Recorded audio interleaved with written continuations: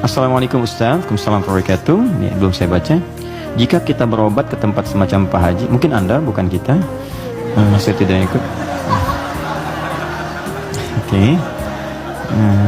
Jika Anda berobat ke tempat semacam Pak Haji yang orang sebut, lalu Anda dikasih obatnya, air minum, dan doakan, apakah itu masuk syirik atau bagaimana Ustaz? Mohon pencerahannya. Tergantung. Jika Anda minta doa, tabarruk dengan doa itu wasilah supaya mohon berdoa, didoakan kepada Allah. Anda bisa berdoa sendiri, minta, ya, dan bisa saling mendoakan. Nabi kadang saling mendoakan dengan sahabat, doakan. Bahkan Nabi minta dibacakan oleh Abdullah bin Mas'ud Al-Quran. Abdullah bin Mas'ud datang sini, coba bacakan surat ini. Kata Abdullah bin Mas'ud, ya Rasulullah, Anda kan yang Nabi, tapi saya ingin mendengar bacaanmu. Sesama sahabat saling mendoakan, biasa, saling ketemu, doakan, itu biasa. Dan boleh, adabnya boleh. Anda ketemu ulama, minta doa. Itu dalilnya diantaranya Quran surah ke-5 tadi, ayat 35. Ya ayyuhalladzina amanu taqullaha wabtaghu ilaihil wasilah. Hai orang-orang beriman, tingkatkan takwamu kepada Allah dan cari wasilah untuk mendekat kepada Allah. Apa diantaranya? Kisah yang paling tepat untuk menjawab ini adalah tentang Al-Fatihah itu. Jadi ada seorang yang sakit tadi, ya, kepala suku di Arab, sakit kemudian zaman itu, lalu dia minta kepada para sahabat, ngutus ajudannya, ya, untuk bertanya, ada nggak yang bisa menyembuhkan? Kata sahabat, Allah yang sembuhkan. Datang didoakan dengan baca Al-Fatihah. Itu kan paling gampang. Ketika didoakan itu dengan baca Al-Fatihah, sembuh. Saat sembuh itu dikasihlah kemudian kambing beberapa ekor. Takut, dibawalah kepada Nabi. Ini indah sekali.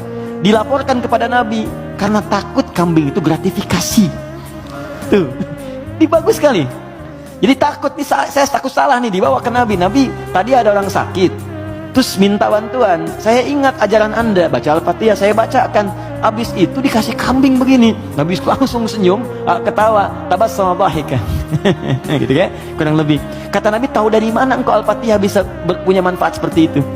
Maka kata Nabi, bagikan kambingnya, coba berikan aku bagiannya. Maksud Nabi, yuk kita nikmati sama-sama itu. Silahkan kita nikmati, syukur kepada Allah Subhanahu wa Ta'ala. Ini artinya dalil yang membolehkan kita datang minta doa, misalnya ya, ke orang saleh, ulama. Tapi syaratnya kita pun berdoa dulu, minta sama Allah. Minta.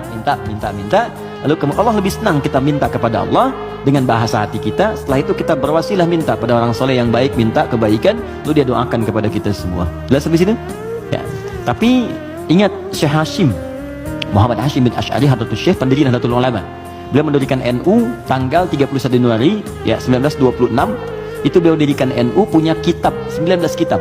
Di kitab kedua namanya Risalah Ahlus Sunnah wal Jamaah, di halaman yang ke-12 paling kiri sebelah bawah.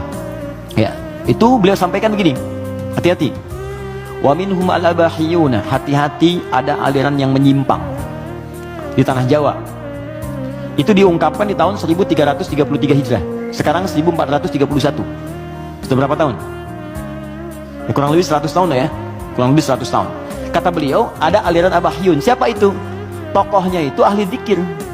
Zikir. Tapi cara zikirnya melahirkan kesimpulan yang menyimpang. Apa kesimpulannya? Kalau sudah dekat dengan Allah, fala yantabiqu alaina al-amru wan nahyu. Karena sudah merasa dekat dengan Allah dengan zikirnya, maka sudah tidak berlaku lagi perintah dan larangan. Di sholat sudah nggak berlaku lagi, karena sholat itu masih latihan. Kalau zikir sudah dekat dengan Allah, nggak usah sholat lagi.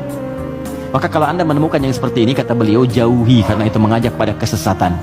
Anda datang tiba-tiba, ya mungkin panggilannya kiai gitu kan, ya pakai jubah lebih lebar daripada Batman, kadang-kadang kan tertukar lah sekarang atribut kiai dengan dukun itu disama-samain, ini susah gitu kan.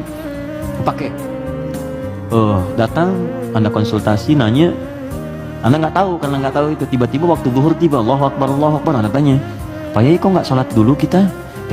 Ada ini, kalau Pak Yai fisiknya di sini, rohnya sedang sholat. Kalau yang seperti itu tandanya dukun, tinggalkan, jauhi ya.